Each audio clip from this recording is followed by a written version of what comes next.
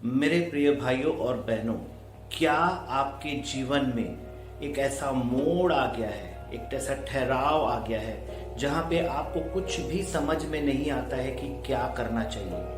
आप दिनचर्या में तो है लेकिन शायद खुश नहीं है, आनंदित नहीं है। आपको ऐसा लगता है कि प्रभु से मैं कनेक्टेड नहीं हूं। यदि ऐसी स्थिति आपके दिमाग में है या बन रही है तो ये वीडियो आपके लिए है। इस वीडियो को जरूर देखिए। इसमें हम पर्सनल एक्सपीरियंसेस से इस टॉपिक में चर्चा करेंगे और उस सॉल्यूशंस को भी जानेंगे कि कैसे हम इस मनोस्थिति से बाहर आ पाए।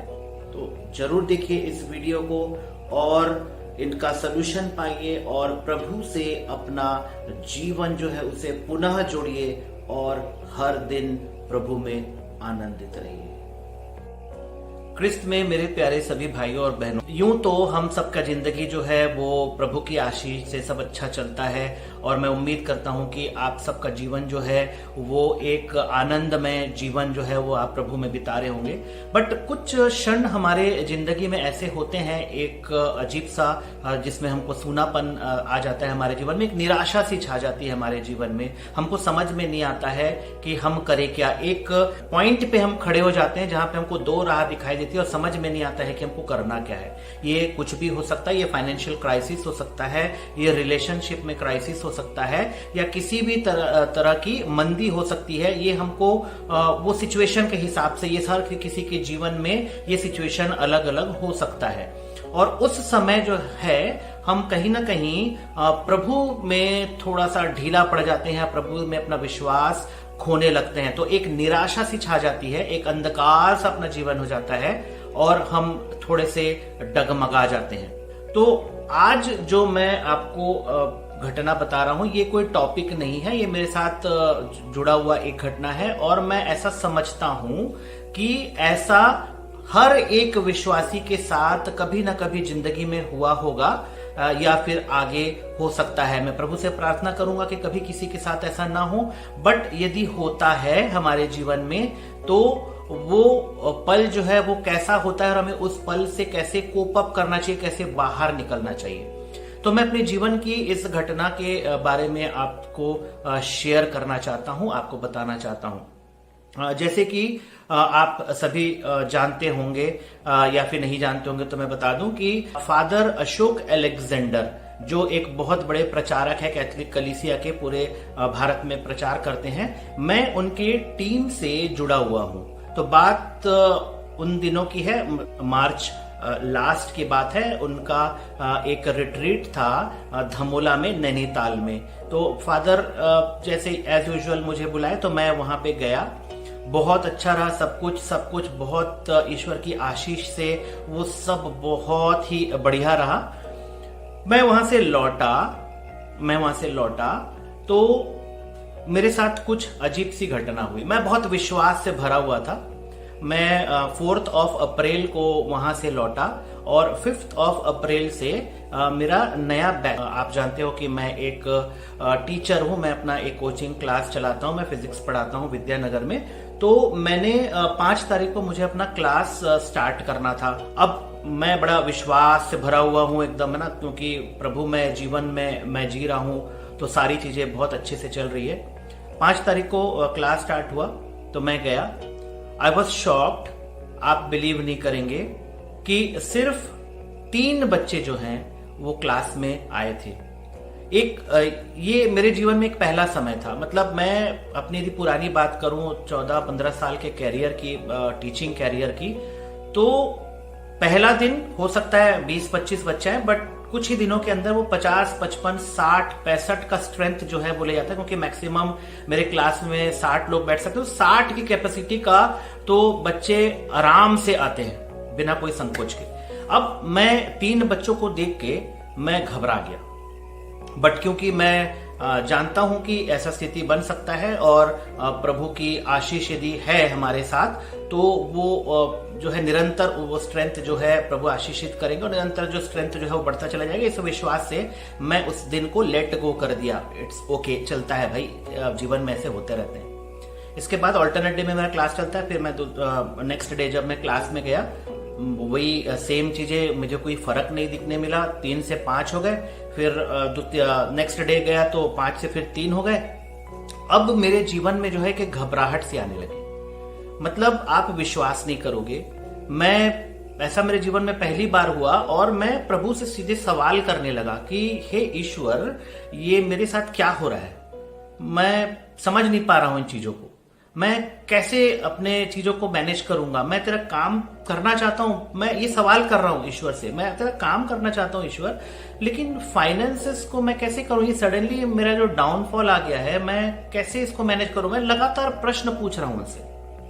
और ये वो समय था जहां पे मैं बिल्कुल अकेला हो गया था। मैं अब किसी से बात नहीं कर रहा हूं, मैं सिर्फ प्रभु से बात कर रहा हूं और प्रभु मेरे को कोई जवाब नहीं दे रहे। देखिए, प्रभु जवाब नहीं दे रहे हैं, ये शायद बोलना इस पॉइंट ऑफ व्यू में, जब मैं बाद में समझा तो मुझे लगा नहीं, प्रभु मुझसे जवाब, मेरे सवालों का जवाब दे रहे थे, बट मैं उनको समझने की कोशिश ही नहीं कर रहा था। मैं प्रभु से बार बार कहता, तू वचन से मेरे को बता प्रभु कि मैं कैसे इस सिचुएशन से कोप अप करूं। तो प्रभु जब हर बार वचन से मेरे को कहते हैं तो इस बात की चिंता मत कर कि तू बस स्वर्गराज की खोज करते चल, बाकी सभी चीजें तुझे यूं ही दे दी जाएगी जो हम संत मत्ती के सुसमाचार में पढ़ते हैं। इसी प्रकार से हर वो अध्याय प्रभु मुझे दिखा रहा है, तो क्यों चिंता करता है? समय के अंत तक मैं तेरे साथ हूं। मैं इन चीजों को पढ़ रहा हूं, ये नहीं कि मैं इन चीजों को नहीं पढ़ रहा हूं, मैं पढ़ रहा हूं, उन चीजों को समझ भी रहा हूं, मैं उन चीजों को पहले से भी जानता हूं। आज भी वही चीज प्रभु मुझे बार बार बोल रहे हैं, बट मेरे दिमाग में कहीं ना कहीं सिर्फ एक ही सवाल का जवाब मुझे चाहिए था, वो है कि ये मेरे फाइनेंसेस को मैं कैसे मैं प्रभु की जो प्रभु मुझसे कहना चाह रहे हैं वो मैं नहीं सुन रहा हूं, सिर्फ मैं अपनी फोकस बातों पे फोकस करना चाह रहा हूं कि मैं फाइनेंसेस को कैसे मैनेज करूं, मैं इस साल कैसे करूंगा, वो मुझे एक्सप्लेन कर। और प्रभु मुझे दूसरे तरीके से बातें कर रहा है, तो मैं इन चीजों को समझ नहीं रहा हूं। मैं समझते हुए भी एक नासमझ अंधे की तरह, जिसको बोलते हैं ना कि सारी चीजें उससे छीन ले गई, वो अंधा हो गया, बिल्कुल अंधे की तरह मैं ये खाली अपने फाइनेंसेस के पीछे पड़ गया हूं और मैं कुछ सोच नहीं रहा हूं। मैं सोचने की काबिलियत नहीं रही मुझ में, मैं प्रभु की बातों को समझ नहीं पा रहा हूं। बड़ा अजीब सा सिचुएशन था। 2-3 दिन तो ऐसे ही गुजर गए। उसके बाद धीरे धीरे मेरे अंदर में एक नेगेटिविटी आ गई और मैं जीवन में पहली बार मैं आप सब लोगों के सामने ये कह रहा हूं कि जिस कैथलिक कलीसिया को मैंने काफी प्रार्थना करने के बाद, काफी कुछ जानने के बाद, काफी कुछ पढ़ने के बाद मैंने जाना कि एक सच्ची कलीसिया है, इस कलीसिया के ऊपर मुझे थोड़ा सा डाउट हो गया। मेरे मन में कहीं कोने में आ गया कि कहीं मैं दूसरे डिनोमिनेशन में था, वहां पे जो सारी चीजें अच्छी थी, अब देखिए मन कैसे नेगेटिव होते जा रहा है चीजों को लेके। आपको वहां पे तो सब कुछ सही था, तो मैं कहीं कैथलिक कलीसिया ज्वाइन कर लिया हूं, इस कारण से तो ये प्रॉब्लम नहीं आ गया मेरे साथ। तो मेरे मन में एक नेगेटिविटी आई और कहते हैं ना कि शैतान को तो बस मौके की जरूरत पड़ती है। ये मैंने सोचा और आप बिलीव नहीं करोगे मेरे प्यारे भाइयों और बहनों, कुछ ही घंटों बाद मुझे पुराने डिनोमिनेशंस के भाइयों का फोन आ गया और वो मुझे क्या नहीं बोले कैथलिक कलीसिया को लेके, तुम ऐसे थे, तुम बहुत अच्छे थे और हम कितने अच्छा प्रचार करते थे और सारी चीजें थी, हम सब मिलकर यीशु की आराधना करते थे, तुम कैथलिक कलीसिया में चले गए। मैं उन सारी चीजों को यहाँ पे बोलना नहीं चाहता, बहुत ही नेगेटिविटी वाली चीजें वो मेरे सामने रख दिए और मेरे सामने ये मजबूर कर दिए सोचने के लिए कि भाई साहब आप जो है, आपके साथ ये चीजें इसलिए हो रही है क्योंकि प्रभु चाहता ही नहीं है कि आप दूसरे जगह जाओ,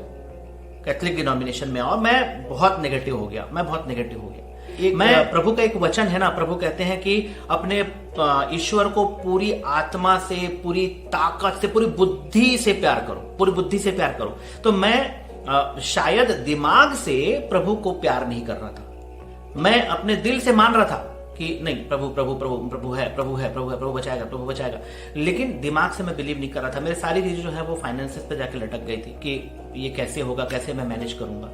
तो चीजें बड़ी गड़बड़ाने लगी और वो जो मोमेंट जब उन भाइयों का फोन आया, उसके बाद से मैं बिल्कुल डगमगा गया। मैं प्रभु से अब सीधे चार्ज करने लगा। मैं प्रभु को ये कहने लगा, प्रभु लगता है मैं अब तेरी संगति में ज्यादा देर नहीं रह पाऊंगा, पता नहीं मुझे क्या हो गया, मुझे चले जाना चाहिए वापस।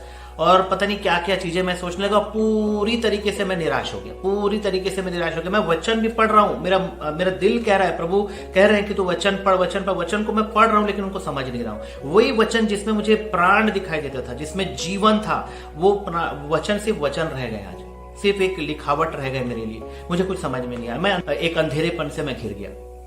फिर मेरी वाइफ मेरे को समझाई इन चीजों को लेके कि आप चिंता मत करो, आप ईश्वर आपको चुना है तो कुछ सोच समझ के ही चुने हैं, तो आप बस उन पे विश्वास और प्रार्थना करो, खूब प्रार्थना करो, खूब प्रार्थना करो। बस वो मुझे ये चीज समझाई तो मैं प्रार्थना में लगा। अब वही है ना, अपने प्रभु को पूरे आत्मा से, पूरे दिल से, पूरी बुद्धि से प्यार करो। तो मैं बुद्धि तो लगा ही नहीं रहा हूं, मैं दिमाग से तो प्यार कर ही नहीं रहा हूं, मैं दिल से भले कर रहा हूं। और कई बार क्या होता है, मैं दिमाग से करता हूं तो दिल हट जा रहा है, तो मैं सब चीजें अलाइंड नहीं हो रही, तो मैं परेशान रह रहा हूं। मैं प्रार्थना करने बैठ रहा हूं, मुझे कुछ समझ में नहीं आ रहा था। फिर मैं एक दिन, मॉन्डी थर्सडे की बात है, ईस्टर के 2 दिन पहले, मॉन्डी थर्सडे जिसे हम पुण्य गुरुवार कहते हैं, उस दिन की बात है। सडनली रात को मैं अपना मोबाइल को देख रहा था और परेशान होकर मैं मोबाइल को देख रहा था, तो फादर अनिल देव का एक वचन मेरे सामने आया। तो रोज की रोटी के नाम से आती है, तो वो मैं अचानक से खोला, मेरे को इच्छा नहीं थी उसे देखने की, मैं पर उसको खोला और उसमें एक बात फादर ने कहा, फादर अनिल देव ने कहा कि आपके मन में जब निराशा आ जाता है, आपके मन में जब निराशा आ जाता है तो वहां पे आपका पवित्र आत्मा आपसे दूर हो जाता है और आप शैतान के गिरफ्त में आते हो, शैतान आपके ऊपर हावी होना चाहता है। और ये तब होता है जब आप प्रभु के काम में आगे बढ़ना चाहते हो और वो पूरी तरीके से उस काम को रुकावट डालने चाहता है। तो उस निराशा की आत्मा को आपको खुद स्वयं निकाल के फेंकना होगा, और कोई नहीं कर सकता, ये सिर्फ आपको खुद करना है। और प्रभु ये चाहता है कि आप खुद करो, और एक बार आप करके देखो, प्रभु आपका हाथ थाम लेगा। और ऐसा नहीं कि प्रभु मुझे छोड़ दिए, प्रभु आपके साथ है, बस आपको वो करने की जरूरत है, वो निर्णय लेने की जरूरत है कि आप कौन से राह पे जाना चाहते हो, वही अंधेरी दुनिया में या ख्रिस्त की ज्योति में। तो ये वचन मेरे को बहुत चुभा, दिल में चुभा, और मैं उस पर मनन चिंतन करने लगा। मैं सोचा, और शनिवार के दिन की बात है, इस नाइट विजिल में हमें जाना था, नाइट मिस्सा में जाना था हमें, और घर में कोई नहीं था उस समय। शाम का वक्त था, लगभग 6 साढ़े 6 बजे। घर में उस समय कोई भी नहीं था, और मैं प्रभु से बैठ के घुटनों में आके प्रार्थना किया, और प्रभु को मैं बोला कि मैं, प्रभु जैसे कुछ भी हो जाए, मैं अपने जीवन में सारी निगेटिविटी को मेरे जीवन से बाहर कर दे, मैं जैसे जुड़ना चाहता हूं, मैं कहीं खो जा रहा हूं। और मेरे अंदर एक फादर अशोक अलेक्जेंडर का एक बात याद है कि वो क्रूस को लेते थे, हमें क्रूसीफिक्स को हमेशा लेते हैं, और उनसे वो शैतान को बाहर निकालने के लिए एक कमांड देते हैं।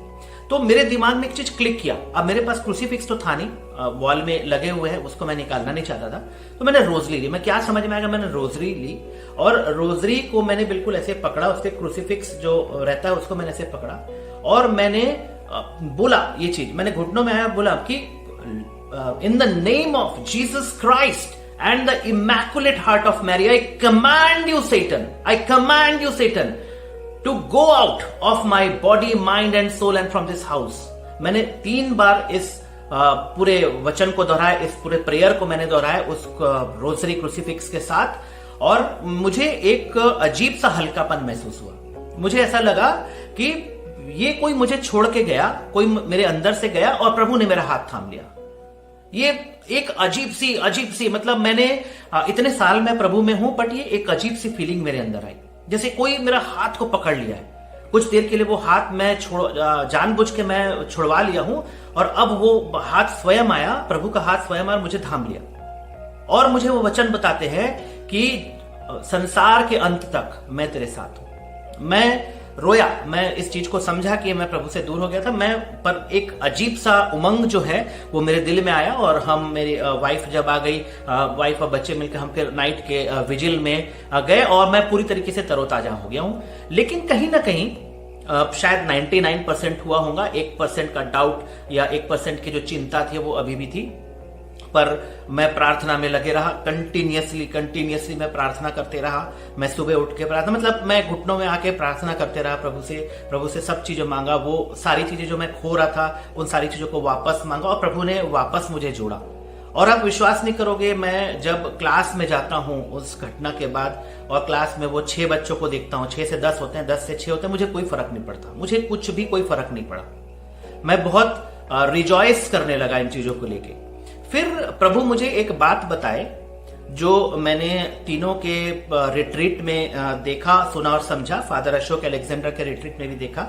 फादर जॉर्ज क्लैरेट एक रिट्रीट ले रहे थे, उसमें उन्होंने एक बात कही थी कि हमारे इस जीवन में जो भी है वो सब ईश्वर का दिया हुआ है, हमारा कुछ भी नहीं है। उन्होंने 2-3 उदाहरण दिए थे जिसमें मैं आपको 2 शेयर करना चाहता हूं। एक तो उन्होंने बच्चे का दिया था। हम लोग कहते हैं ना कि ये बच्चा मेरा है, ये बच्चा मेरा है, इसमें सिर्फ मेरा अधिकार है।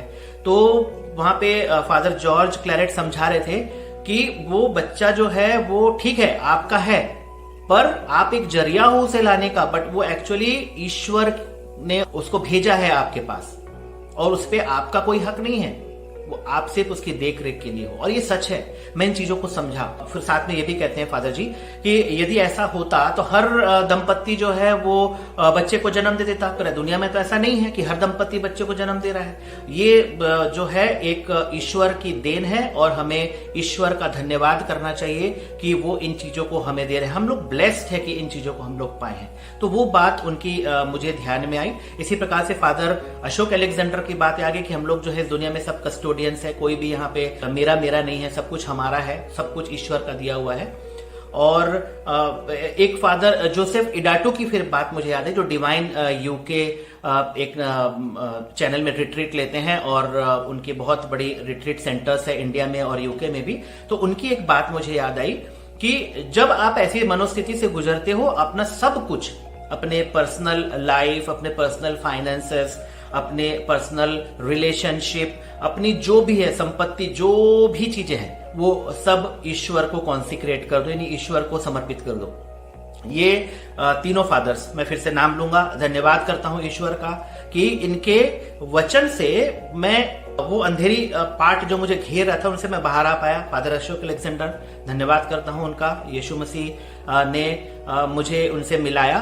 सिमिलरली फादर जॉर्ज क्लैरेट, मैं उनका धन्यवाद करता हूं कि उनके वचनों ने काफी मजबूती दिया और हम सबको कहीं ना कहीं मजबूती देते हैं, क्योंकि जब फादर्स ये प्रचार करते हैं, एक्चुअली ईश्वर उनको ये सब बात कहने के लिए कहते हैं। और इन पे हम ध्यान पूर्वक सुने तो कभी ना कभी जिंदगी में हम नेगेटिव जब हो जाते हैं तो वो चीजें हमें रिमाइंड करती है और वो नेगेटिविटी से हमें बाहर निकाल के आती है। तो मैं father Ashok Alexander, father George Claret, father Joseph इडाटो, इन सब का धन्यवाद करना चाहता हूं कि इनके वचन जो है मेरे माइंड में कहीं ना कहीं थे और वो मुझे इन चीजों से बाहर निकाल के आए। तो ये चीजों से मैं बाहर निकल गया और मैंने उस दिन से क्या प्रण लिया, मैंने प्रार्थना में प्रण लिया, मैंने प्रार्थना में सब कुछ कॉन्सिक्रेट किया यीशु मसीह को कि हे प्रभु, हे मेरे पिता, हे मेरे ईश्वर, मैं तुझे अपना पूरा जीवन, अपनी सारी जीवन से जुड़ी हुई सारी चीजों को मैं तुझ पे समर्पित करता हूं। अब तू जैसा लेके चलेगा मैं वैसा चलूंगा, तू जैसा लेके चलेगा प्रभु मैं वैसा चलूंगा। मैं अपना बुद्धि नहीं लगाऊंगा, मैं तेरे विल से चलना चाहता हूं, तेरी इच्छा से चलना चाहता हूं। हर तेरी इच्छा जो है वो मुझ पे पूर्ण हो, हर तेरी इच्छा जो है वो मुझ पे पूर्ण हो पिताजी। बस ये संकल्प लिया मैंने, ये कॉन्सिक्रेट किया चीजों को और वो सारी चीजें मेरे जीवन में जो है मैं काफी पॉजिटिविटी में आ गया। वापस उस चीज को मैंने पाया जहां पे मैं एक जो चीज मैं खो दिया था, तो मैं लड़खड़ाया, पर प्रभु ने मुझे वचनों के द्वारा, फादर्स के वचनों के द्वारा मुझे वो चीज दी और मैं संभल गया और मैं प्रभु के बिल्कुल क्लोज आया। प्रभु से मैं अब रोज प्रार्थना करता हूँ, सारी चीजें मेरी वापस मुझे लगता है कि ट्रैक में आ गया। बट हाँ, हमारी सोच और प्रभु की सोच में बहुत अंतर होता है। प्रभु मुझे जिस काम के लिए बुलाया है, मैं चाहता हूँ कि प्रभु उस चीज को मेरे ऊपर पूरा करे। जो भी चीज मेरे लिए सोचे हैं प्रभु, वो मेरे ऊपर हर तरीके से वो पूरी हो जाए। मैं चाहता हूं कि आप लोग भी मेरे लिए प्रार्थना करें और इसके बाद मेरा जीवन जो है बिल्कुल अभी सही गति में चल रहा है और मैं बिल्कुल ठीक हूं। बट इसके बाद मैं फादर जॉर्ज क्लैरेट से मेरी बात हुई और फादर को मैं ये सारी चीजें बताया। तो फादर जी थोड़ी देर चुप थे, तो मैं भी बोला, मैं मन में सोचा, अरे बताओ, मैं इतना सारी चीजें बोल दिया हूँ, इतनी बड़ी चीजों दुर्घटना से बाहर आया हूँ, फादर कुछ बोल नहीं रहे हैं। तो समझा कि नहीं, फादर कुछ मनन चिंतन कर रहे उस पर। और जब मैं फादर को पूछा कि आप इसके बारे में क्या कहते हो, तो उन्होंने एक बहुत बढ़िया सी बात बताई मेरे लिए, मुझे कि देखो रंजित, ये जो है हर एक विश्वासी के साथ होता है। फिर उन्होंने Saint John of the Cross के बारे में बताया कि उनके बुक में, उनका एक बुक का नाम बताया उन्होंने। मैं उस बुक का नाम तो सुना था बट कभी पढ़ा नहीं था। तो वो मुझे बताया कि the dark night of the soul, ये एक बुक है इंग्लिश में। तो आप इसे यदि पढ़ोगे तो आप समझोगे कि इसे स्पिरिचुअल ड्राइनेस कहते हैं। और सब जो है सारे विश्वासी जो हैं कभी ना कभी इस दौर से गुजरते हैं। और उन्होंने एक बहुत सुंदर सा एग्जाम्पल दिया कि जब हम लोग प्रभु में रहते हैं तो प्रभु हमारा हाथ पकड़ के चलता है, ये बिल्कुल सही है। बट कई बार प्रभु जो है, जैसे एक माता पिता, जब बच्चे थोड़े बड़े हो जाते हैं ना, तो माता पिता और बच्चा चलने लगता है, तो माता पिता जो है उसका शुरू में तो हाथ पकड़ के चलाते हैं, फिर हाथ को छोड़ देते हैं, देखते हैं कि बच्चा गिर रहा है कि नहीं। और यदि गिरता है तो और खुद से उठ जाता है तो सारी चीजें सही हैं, और यदि गिर के नहीं उठ पाता है तो प्रभु अपना हाथ बढ़ाते हैं। तो ये बहुत सुंदर सा एक एग्जाम्पल दिया जो मेरे दिल में और मेरे दिमाग में जो पूरी तरीके से बसा। और फादर जी से बात करने के बाद फादर जी बोलते हैं, भाई तेरे साथ इतना बड़ा घटना हुआ है, इस चीजों को तू एक वीडियो बना दे ताकि लोग भी समझे कि हाँ, और हर किसी के जीवन में शायद ये कभी न कभी हुआ होगा और वो भटक गए होंगे। तो शायद इस वीडियो को देखने के बाद वो भी समझे कि ये हर विश्वासी के साथ होता है और प्रभु जो है कभी उनका साथ नहीं छोड़ते। बस हमें प्रभु में बने रहने की आवश्यकता है, प्रभु में बने रहने की जरूरत है। तो मैंने फिर उस बुक को नेट में सर्च किया, तो देखा, मैंने थोड़ा सा उसमें के बारे में पढ़ा, तो आई वाज शॉक्ड कि Saint John of the Cross को 45 साल वो इन चीजों में जूझते रहे, स्पिरिचुअल ड्राइनेस में वो जूझते रहे, वो गिरते रहे, उठते रहे। इसी प्रकार से मदर टेरेसा के भी साथ हुआ और कई ऐसे सेंट्स हैं जिनके साथ ये सारी घटनाएं हुई है। तो मैं ये विश्वास करता हूं, मैं ये बिलीव करता हूं कि ऐसा हर विश्वासी के साथ होता है, और या नहीं हुआ है तो शायद होगा। मैं फिर से प्रार्थना करता हूं कभी किसी के साथ ना हो, बट ईश्वर के काम करने का बिल्कुल अलग अंदाज होता है। और जो भी हो, ईश्वर जैसा भी हमारे साथ करे, जो भी उनका निर्णय होता, वो आप बस बिलीव करिए, वो सर्वोत्तम होता है, वो सर्वोत्तम होता है। मैंने अपने जीवन में इन पलों में, वो जब से मैं डिनोमिनेशंस में रहा, मैं हिंदू बैकग्राउंड से, जब से क्रिश्चियनिटी, मैं कभी इन चीजों को फेस नहीं किया था, बट ये कुछ दिनों में उन चीजों को फेस किया हूं जिसमें मुझे समझ में आया कि हाँ, प्रभु कभी किसी को अकेला नहीं छोड़ते हैं। प्रभु हमेशा साथ में, उनका जो वचन है वो जीवंत वचन है। यदि वो कहते हैं कि मैं संसार के अंत तक तुम्हारे साथ रहूंगा, तो ये मायने रखता है, ये है सही और ये होगा, और मैंने इस चीज को पाया है।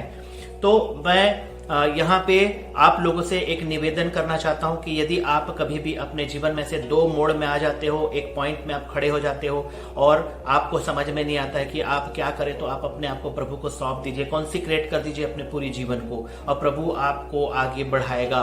प्रभु आपके लिए कुछ ऐसी चीजें सोच के रखें जो जरूरत से ज्यादा अच्छी हो ना। हम लोग जो सोचते हैं, हो सकता है कि मेरे लिए प्रभु ने एक दूसरा रास्ता सोचा होगा, तो मैं जब पुराने रास्तों को नहीं छोड़ूंगा तो मैं नए रास्ते में कैसे जाऊंगा।